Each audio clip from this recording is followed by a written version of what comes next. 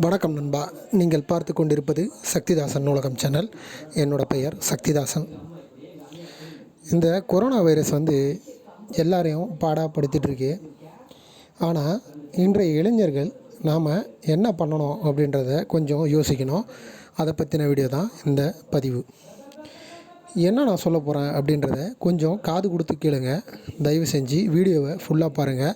இந்த வீடியோ உங்களுக்கு பயனுள்ளதாக இருந்துச்சு அப்படின்னா மறக்காமல் உங்கள் நண்பர்களுக்கு ஷேர் பண்ணுங்கள். அதுக்கப்புறம் இந்த வீடியோக்கு ஒரு லைக் பண்ணுங்கள். அப்போ தான் நிறைய பேருக்கு இந்த வீடியோ போய் சேரும். சரிங்களா? சரி, வாங்க விஷயத்துக்கு வருவோம். இப்போ பார்த்தீங்க அப்படின்னா கண்டிப்பாக வீட்டுக்கு ஒரு இளைஞர் கண்டிப்பாக இருப்பாங்க. அதாவது நான் இளைஞர்னு சொல்கிறது பெண்ணையும் சேர்த்து தான் சொல்கிறேன். ஸோ 15 வயசு தாண்டினாலே அவங்களுக்கு மேக்ஸிமம் மெச்சூரிட்டி லெவல் இருக்கும். 15லேருந்து 25, 30 அந்த வயசு தாண்டினவங்க கண்டிப்பாக வீட்டுக்கு ஒருத்தராவது இருப்பாங்க. அது பெண்ணாக இருந்தாலும் சரி, ஆணாக இருந்தாலும் சரி.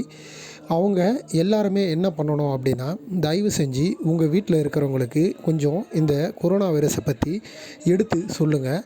அதுவும் குறிப்பாக இந்த மது பழக்கம் உள்ளவங்களுக்கு தெளிவாக கொஞ்சம் விளக்கமாக அவங்களுக்கு புரிகிற மாதிரி கொஞ்சம் எடுத்து சொல்லுங்கள். உங்கள் வீட்டில் உங்கள் அப்பாவோ இல்லை உங்கள் அண்ணனோ இல்லை உங்கள் தம்பியோ யாராவது மது பழக்கத்துக்கு அடிமையாக இருந்தாங்க அப்படின்னா அவங்களுக்கு அந்த மது அருந்து விட்டு வீட்டுக்கு வரும்போது கண்டிப்பாக அவங்க நிதானம் இல்லாமல் தான் இருப்பாங்க. ஸோ அவங்க வரும்போது கூடவே இந்த கொரோனா வைரஸும் வர்றதுக்கு வாய்ப்புகள் ரொம்ப ரொம்ப அதிகம். இதனால் என்ன ஆகும் அப்படின்னா, அவங்க மட்டும் பாதிப்படைகிறது இல்லாமல் அவங்க வீட்டில் இருக்கிற மனைவி, குழந்தை, அப்பா, அம்மா, ஒருவேளை மனைவி கன்சீவாக இருந்தால் கன்சீவாக இருக்கிற அந்த குழந்தை, இந்த மாதிரி எல்லாமே பாதிப்படையும். இது ஒருத்தர் சம்மந்தப்பட்ட விஷயம் கிடையாது. உலகத்தில் எத்தனையோ பேர் பலி வாங்கின இந்த கொரோனா வைரஸு நம்ம இந்தியாவையும் விட்டு வைக்கலை. தொடர்ந்து பலியோட எண்ணிக்கையும் அதிகமாகிட்டே இருக்குது. அதே மாதிரி பரவிட்டும் அதிகமாகிட்டே இருக்குது. இந்த பரவுறதை கண்ட்ரோல் பண்ணோம் அப்படின்னா நாம் முதல்ல ஒழுக்கமாகவும் நாம் கட்டுப்பாடணும், சமுதாய இடைவெளியை கடைப்பிடிச்சோம் இருக்கணும் அப்படின்றது என்னோட முதல் வேண்டுகோள். இது பெரும்பாலும் எல்லாரும் கடைப்பிடிப்பாங்க. அடுத்தது பார்த்திங்க அப்படின்னா பொதுவாக எல்லாருமே இந்த விஷயத்தை ஃபாலோ பண்ண மாட்டாங்க. ஸோ தயவு செஞ்சு இந்த விஷயத்தை நாம் கண்டிப்பாக ஃபாலோ பண்ணணும்.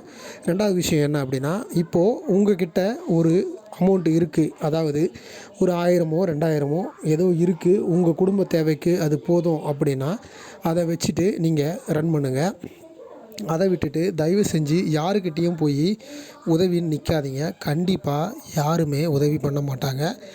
இது என்னோட அனுபவ ரீதியான உண்மை.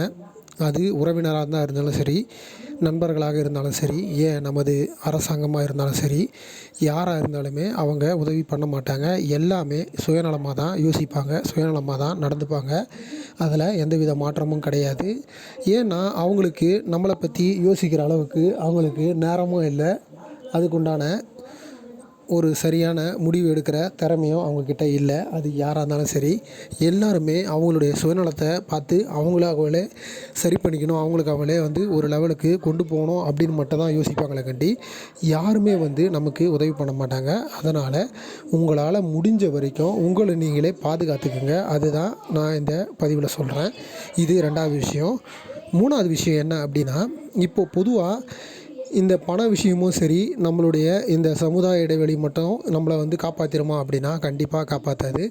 எதனால் சொல்கிறேன் அப்படின்னா, நமக்கு முதல்ல மனதைரியம் அதிகமாக இருக்கணும். நம்மக்கிட்ட பணம் இல்லை, நம்மக்கிட்ட எதுவுமே இல்லை அப்படின்ற ஒரு மனநிலை வரும்போது நிறைய பேர் மனதைரியத்தை விட்டுட்டு தற்கொலை முயற்சிக்கு போயிடுறாங்க. அந்த முடிவுக்கு மட்டும் தயவு செஞ்சு யாருமே வந்துடாதீங்க. இதுதான் நான் மூணாவது விஷயமாக நான் சொல்கிறேன். நீங்கள் அதாவது இளைஞர்களாக இருக்க நீங்கள் இதை மற்றவங்களுக்கு எடுத்து சொல்லுங்கள். எல்லா விஷயமும் கடந்து போகும், எல்லா விஷயமும் பழகி போகும், எல்லா விஷயமும் சரியாயிடும் அப்படின்னு நீங்கள் எடுத்து சொல்லி அவங்கள புரிய வைங்க.